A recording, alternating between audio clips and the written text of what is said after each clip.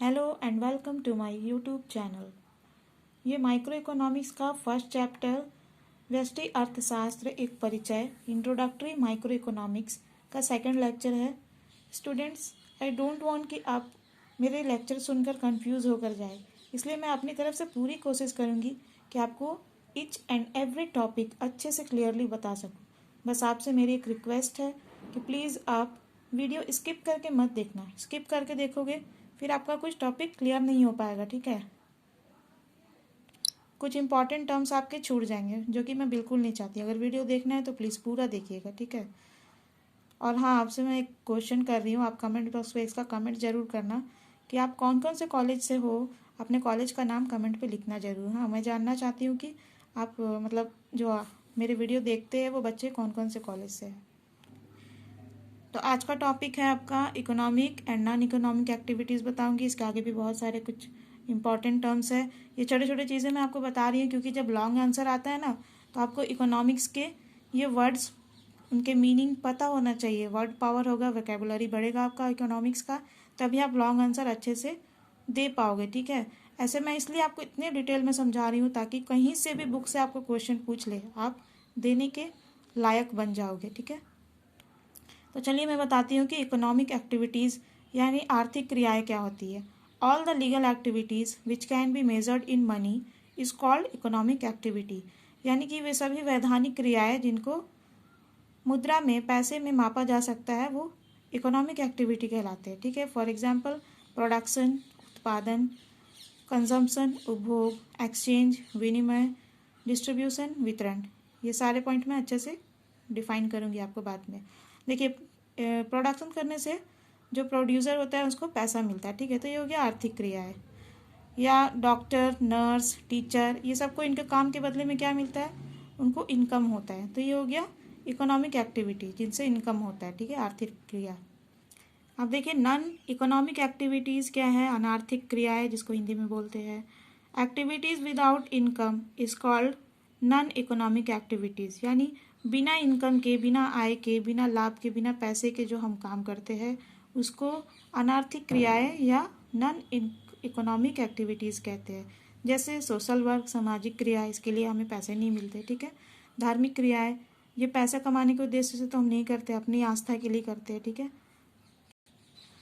Political work, political work भी देखिए, जब ये बुक लिखा गया था ना इकोनॉमिक्स का, तो उस वक्त पॉलिटिकल वर्क में गांधी, नेहरू जी जो थे वो लोग पैसे नहीं लेते थे, उनका कोई इनकम नहीं होता था, इसलिए ऐसा है। मैंने काट के लिखा है। मेरे हिसाब से अभी मेरे पॉइंट ऑफ व्यू से ये इकोनॉमिक एक्टिविटी में जाएगा पॉलिटिकल वर्क, लेकिन बुक में ऐसा है तो कोई बात नहीं, फिर कर दे सकते हो आप एग्जाम्पल। पॉलिटिकल वर्क का भी कोई इनकम नहीं होता है, तो इसलिए ये भी नॉन इकोनॉमिक एक्टिविटीज़ कहलाते हैं। ये तो अभी इनकम मिलने लगा है पॉलिटिशियंस को, पहले कोई इनकम नहीं था, गांधी, नेहरू जो भी थे उनको। अब देखिए नेक्स्ट टॉपिक है डिस्ट्रीब्यूशन। डिस्ट्रीब्यूशन का हिंदी होता है वितरण। डिस्ट्रीब्यूशन ऑफ इनकम, आय का वितरण। अब देखिए उत्पादन के साधन, उत्पादन के साधन मीन्स ऑफ प्रोडक्शन या फिर रिसोर्सेज ऑफ प्रोडक्शन भी कह सकते हैं इसको। प्रोडक्शन के जो साधन होते हैं क्या क्या होते हैं, लैंड, कैपिटल, लेबर, एंटरप्राइजेस। यानी भूमि, पूंजी, श्रम, साहस, इनसे उत्पादन होता है। अब जो ये उत्पादन में जो ये सहायता करते हैं उनके बदले में उन्हें साधन आय, फैक्टर इनकम मिलता है। तो भूमि के बदले में मिलता है लगान एवं किराया, यानी लैंड को मिलता है रेंट। पूंजी को मिलता है ब्याज, कैपिटल को इंटरेस्ट, ठीक है। श्रम यानी लेबर को मिलता है पेमेंट एंड वेजेस, वेतन एवं मजदूरी। और साहस, इंटरप्राइज को मिलता है प्रॉफिट, लाभ। Land, capital, labour and enterprise are the various factors और मीन्स ऑफ प्रोडक्शन। यानी कि भूमि, पूंजी, श्रम, साहस, ये जो है ये उत्पादन के विभिन्न साधन हैं, ठीक है। अभी मैं आपको इस एक एग्जांपल से बताती हूँ। एक फैक्ट्री लगाने के लिए क्या चाहिए, सबसे पहले भूमि चाहिए, लैंड चाहिए, ठीक है। उसके लिए, उसके बाद इसमें पैसे चाहिए, पूंजी, कैपिटल। फिर उसमें लेबर चाहिए, ठीक है। उसके बाद इंटरप्राइज होना चाहिए, यानी साहस होना चाहिए, उद्यमिता होना चाहिए। बिना साहस के तो फैक्ट्री कोई नहीं लगा सकता ना, तो इसीलिए इसे मीन्स ऑफ प्रोडक्शन कहते हैं, ठीक है। यानी उत्पादन के साधन, भूमि, पूंजी, श्रम, साहस, land, capital, labour and enterprise. अब देखो मैं कुछ आपको 1 मार्क्स वाले क्वेश्चन आंसर बता रही हूँ। Name the book written by Adam Smith. Adam Smith के बुक का नाम लिखना बोलेगा तो आपको लिखना है आंसर होगा an inquiry into the nature and causes of wealth of nations. Next question है आपका, name the book written by Robbins. Robbins के बुक का नाम लिखना बोलेगा तो an essay on the nature and significance of economic science. ठीक है। Who is the father of economics, यानी इकोनॉमिक्स के अर्थशास्त्र के पिता कौन है? इसका आंसर है Adam Smith. What is the central point of marshals definition. Martial का परिभाषा का जो केंद्रीय बिंदु क्या है? इसका होगा मटेरियल वेलफेयर ऑफ ह्यूमन, यानी मानव का भौतिक कल्याण। ये 1 मार्क्स में आपके पूछे जाएंगे, अच्छे से याद रखना। ठीक है। Name the book written by Marshall. Marshall के द्वारा लिखे गए बुक का नाम बताना है तो प्रिंसिपल्स ऑफ इकोनॉमिक्स। ठीक है, प्रिंसिपल्स ऑफ इकोनॉमिक्स मार्शल ने लिखा है। Who gave the scarcity concept. पिछले लेक्चर में मैंने आपको बताया था ना स्कार्सिटी का डेफिनेशन, उसमें मैंने बताया था अकॉर्डिंग टू प्रोफेसर रॉबिन्स, याद है? तो स्कार्सिटी का जो विचारधारा है प्रोफेसर रॉबिन्स ने दिया है। ठीक है। अब देखिए नेक्स्ट क्वेश्चन है, what do you mean by economic resources, describe it's main features. यानी आर्थिक संसाधनों से आपका क्या अभिप्राय है, इसके मुख्य विशेषताओं की व्याख्या करें। तो सबसे पहले आपको इकोनॉमिक रिसोर्सेज का डेफिनेशन बताना है। मीन्स ऑफ प्रोडक्शन, उत्पादन के साधन। ठीक है। Means of production are called economic resources, यानी उत्पादन के साधनों को ही इकोनॉमिक रिसोर्सेज आर्थिक संसाधन कहते हैं। इसकी मुख्य विशेषताएं क्या है? Main features of economic resources are demand is more than supply, यानी मांग पूर्ति से अधिक होती है, अर्थात रिसोर्सेज आर लिमिटेड, संसाधन सीमित होते हैं। सेकेंड फीचर है इसका, रिसोर्सेज हैव अल्टरनेटिव यूजेस, संसाधनों के वैकल्पिक प्रयोग होते हैं। लास्ट वीडियो में भी पढ़ा था आपने। नेक्स्ट क्वेश्चन है आपका, distinguish between micro economics and macro economics. व्यष्टि अर्थशास्त्र तथा समष्टि अर्थशास्त्र में अंतर बताइए। तो माइक्रो इकोनॉमिक्स और माइक्रो इकोनॉमिक्स में डिफरेंस आपको बताते हैं। ठीक है। Study of any particular unit of economy, for example a consumer, a producer, an industry, demand of a consumer, individual income. यानी माइक्रो इकोनॉमिक्स में किसी विशिष्ट इकाई का अध्ययन किया जाता है। ठीक है।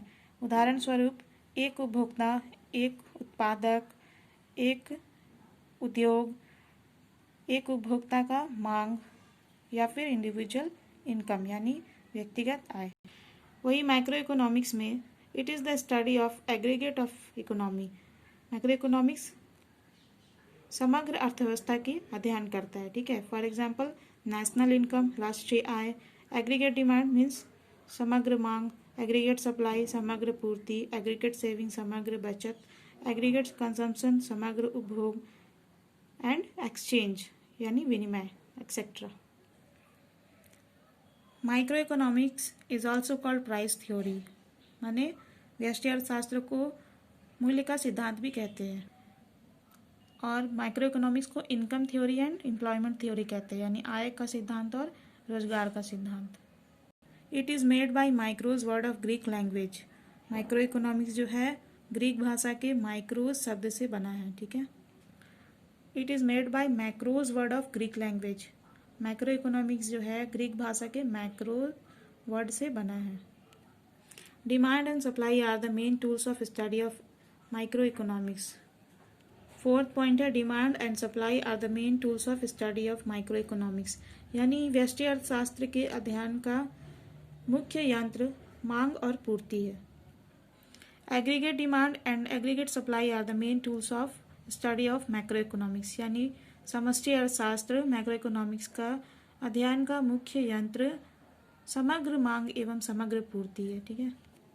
Under this it is assumed that the macro parameter और ऑपरेटर इज स्टेबल, यानी माइक्रो इकोनॉमिक्स के अंतर्गत ये मान लिया जाता है कि समष्टि प्रचालक स्थिर होते हैं। ठीक है।